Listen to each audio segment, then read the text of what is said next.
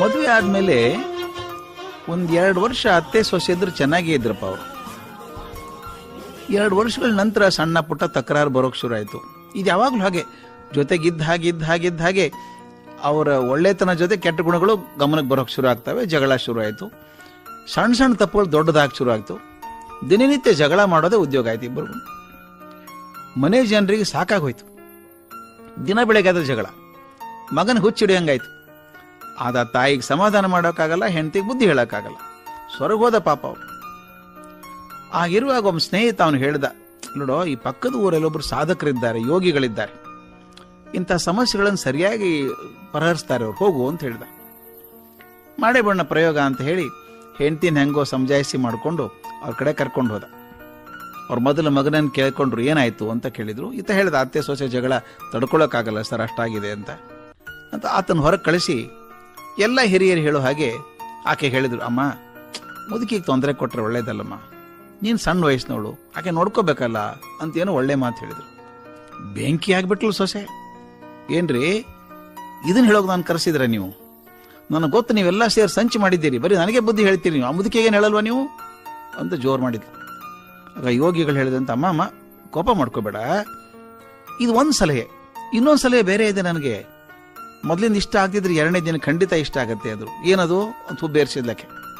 ಆಕೆ ಗುಟ್ಟಾಗಿ ಹೇಳೋಂಗೆ ಹೇಳಿದ್ರು, ಅಮ್ಮ, ನಿನಗಿರೋ ಅತ್ತೆ ತೊಂದರೆ ತಾನೆ? ಹೌದು. ಆಕೆ ಇಲ್ದಿದ್ರಾಯ್ತಲ್ಲ ಅಂದ್ಲು. ಇಲ್ದೇವ್ರಾಕೆ ನಮ್ಮಲ್ಲೇ ಇದ್ದಾಳಲ್ಲ, ಆಕೆ ಏನಾಗ್ಬೇಕು ಆಕೆಗೆ ಅಂತ ಪ್ರಶ್ನೆ ಕೇಳಿದ್ಲು ಸೊಸೆ. ನೋಡಮ್ಮ, ನನ್ನ ಹತ್ರ ಒಂದು ವಿಶೇಷ ಇದೆ, ಸರಿಯಾಗಿ ಕೇಳಿಸ್ಕೊ. ಅದೊಂದು ವಿಷ ನಿನಗೆ ಕೊಡ್ತೇನೆ. ಅದನ್ನ ದಿನ ಅರ್ಧ ಚಮಚ ಹಾಲಲ್ಲಿ ಹಾಕಿ ಕೊಡ್ಬೇಕು. ಅದು ವಿಶೇಷ ವಿಷ ಅಂತ ಹೇಳಿದ್ನಲ್ಲ, ಯಾಕೆ ಗೊತ್ತಾ? ವಿಷ ತಗೊಂಡ ತಕ್ಷಣ ಮುದುಕಿ ಸತ್ತೋಗ್ಬಿಟ್ರೆ ಅಪವಾದ ನಿನ್ನ ಮೇಲೆ ಬರುತ್ತೆ. ಇದು ನಿಧಾನವಾದಂಥ ವಿಷ. ಸ್ವಲ್ಪ ಆಗಿ 1 ವರ್ಷ ಆಗೋದ್ರೊಳಗೆ ಆಕೆ ಸತ್ತು ಹೋಗ್ತಾಳೆ. ಅದಕ್ಕಿಂತ ವಿಶೇಷ ಅಂದ್ರೆ ಅದು ವಿಷ ಅಂತ ಯಾರಿಗೂ ಗೊತ್ತಾಗಲ್ಲ, ಯಾವ ವೈದ್ಯನಿಗೂ ಗೊತ್ತಾಗಲ್ಲ, ಪತ್ತೆ ಮಾಡೋ ಸಾಧ್ಯ ಇಲ್ಲ, ಇನ್ಮೇಲೆ ಸಂಶಯ ಬರಲ್ಲ. ಆದ್ರೆ ಒಂದು ಕಂಡೀಷನ್, ಈ ವಿಷ ಹಾಕುವಾಗ ಆಕೆ ಜೋಡಿ ಜಗಳಾಡ್ಬೇಡ. ಆಕೆ ಜಗಳಾಡಿದ್ರೆ ನೀನು ತಾಳ್ಮೆ ನಗ್ನಗ್ತಾ ಇರು. ಆಕೆಗೆ ಏನು ಇಷ್ಟನೋ ಅದು ಮಾಡಿಕೊಡು. ಇರೋದೇ 1 ವರ್ಷ ತಾನೇ, ಆಕೆ 2 ದಿವಸ ಇರ್ತಾಳೆ. ಮತ್ತೆ ಇನ್ನೊಂದು, ನೀ ಜಗಳಾಡ್ತಾ ಇದ್ದ ಮುದುಕಿ ಸತ್ತೋದ್ರೆ, ಸೊಸೆ ತೊಂದರೆ ಕೊಟ್ಲು ಒಂದು ಮುದುಕಿ ಸತ್ತೋದ್ರು ಅಂತಾಳೆ. 1 ವರ್ಷ ಚೆನ್ನಾಗಿ ಪ್ರೀತಿ ನಡ್ಸ್ಕೊಂಡು ಹೋಗ್ಬಿಡಕೆನ ಜನ ಅಂತಾರೆ, ಪಾಪ ಇಷ್ಟು ಪ್ರೀತಿ ತೋರಿಸಿದ ಮುದುಕಿ ಸತ್ತೋಯ್ತು ಅಂತಾರೆ, ನಿನ್ ಮೇಲೆ ಆಪಾದನೆ ಬರಲ್ಲ, ತುಂಬಾ ಪ್ರೀತಿ ತೋರಿಸೋ ಅಂದು. ಆಯ್ತು, ನಕ್ಕೊಂಡು ಬಂದ್ಲಕ್ಕೆ. ಅತ್ತೆ ಮೇಲೆ ತುಂಬಾ ಪ್ರೀತಿ ತೋರಿಸೋದು ಇರ್ಲಿಲ್ಲ, ತೋರ್ಸ್ಕೊಂಡ್ಕೊದ್ಲು. ಆಕೆ ಹೇಳ್ದಂಗೆ ಆಕೆ ಏನ್ ಕೇಳ್ತಾಳೋ ಮಾಡೋದು. ಅತ್ತೆ, ನೀವು ಕೂತ್ಕೊಳ್ಳಿ, ಮಾಡಬೇಡಿ, ನಾ ಮಾಡ್ತೀನಿ, ಕೂತ್ಕೊಳ್ಳಿ, ನಿಮಗೇನು ತಿಂಡಿ ಬೇಕು ಹೇಳಿ ಮಾಡ್ಕೊಡ್ತೀನಿ. ಔಷಧಿ ಹಾಕೋದು ಮರಿಲಿಲ್ಲ, ವಿಷ ಹಾಕೋದು ಮರಿಲಿಲ್ಲ. ದಿನ ಅತ್ತೆಗೆ ಅನ್ಸೋಕ್ ಶುರು ಆಯ್ತು. ಮೊದಲು ಆಶ್ಚರ್ಯ ಆಯ್ತು, ನಾಟಕ ಮಾಡ್ತಾಳೆ ಇವಳು ಅನಿಸ್ತು. ಆಮೇಲೆ ಪ್ರೀತಿ ಬಂತು. ಪಾಪ ತನಗೋಸ್ಕರ ಎಷ್ಟೆಲ್ಲ ಮಾಡ್ತದೆ ಹುಡುಗಿ, ಇದು ನಾನೇ ಹೊರಟಾಗಿ ನಡ್ಕೋತೀನಲ್ಲ ಅಂತ ಆಕೆನೋ ಪ್ರೀತಿ ತೋರ್ಸೋಕ್ ಶುರು ಮಾಡಿದ್ರು.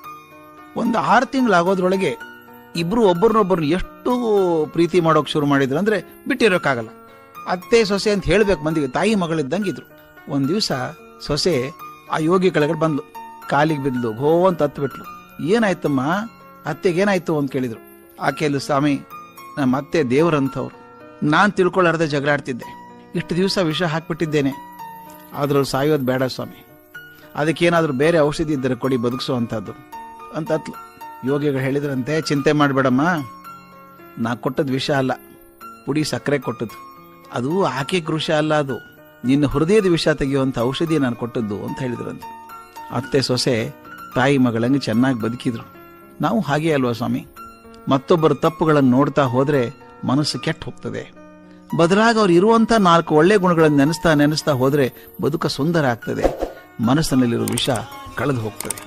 ಹಾಗಾದ್ರೆ ನಮ್ಮ ಸಂಬಂಧಗಳು ತುಂಬಾ ಗಟ್ಟಿ ಆಗ್ತದೆ, ಜಗತ್ತಿನಲ್ಲಿ ಪ್ರೀತಿ ನೆಲೆ ಆಗ್ತದೆ.